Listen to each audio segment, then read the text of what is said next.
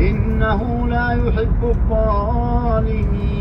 ولمن انتصر بعد ظلمه فأولئك ما عليهم من سبيل، إنما السبيل على الذين يظلمون الناس ويبغون في الأرض بغير الحق أولئك لهم عذاب أليم. والذين خسروا أنفسهم وأهليهم يوم القيامة ألا إن الظالمين في عذاب مبين. وما كان لهم من أولياء ينصرونهم من دون الله ومن يضلل الله فما له من سبيل.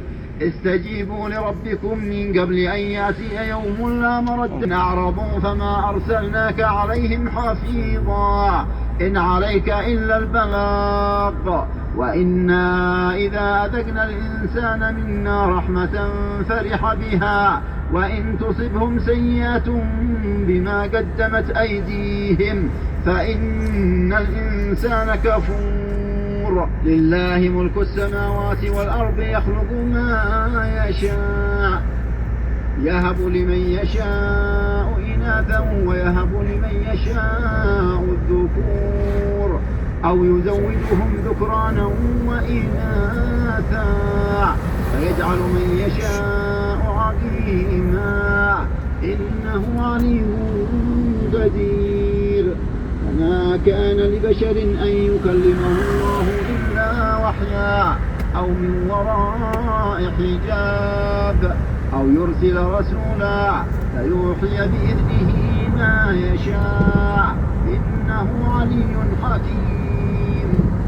وكذلك أوحينا إليك روحا من أمرنا ما كنت تدري ما الكتاب ولا الإيمان ولكن جعلناه نورا نهدي به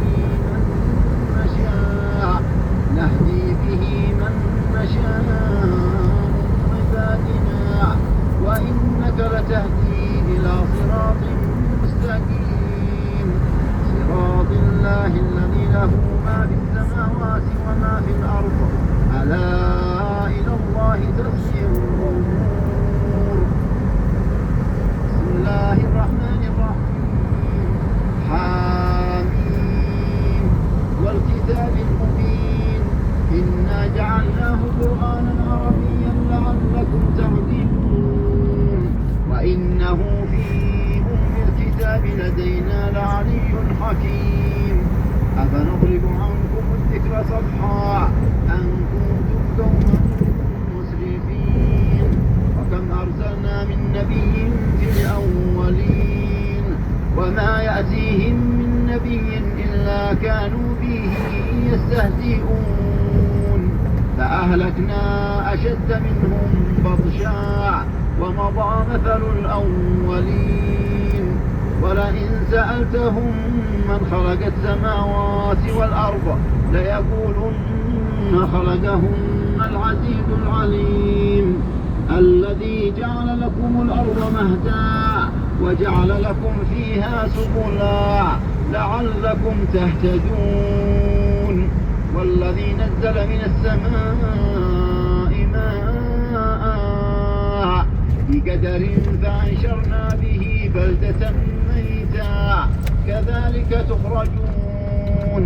والذي خلق الأزواج كلها وجعل لكم من الفلك والأنعام ما تركبون لتستووا على ظهوره ثم تذكروا نعمة ربكم إذا استويتم عليه وتقولوا سبحان الذي سخر لنا هذا وما كنا له مقرنين وإنا إلى ربنا لمنقلبون. وجعلوا له من عباده جزءا إن الإنسان لكفور مبين.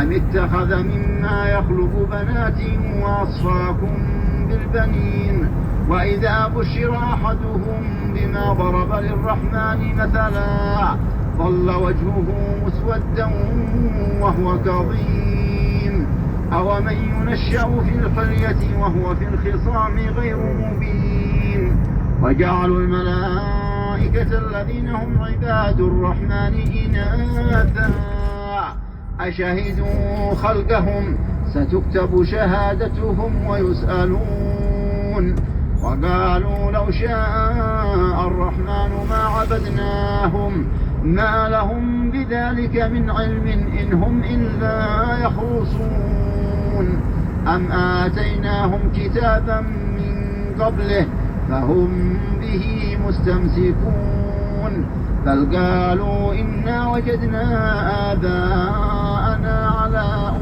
أمة وإنا على آثارهم مهتدون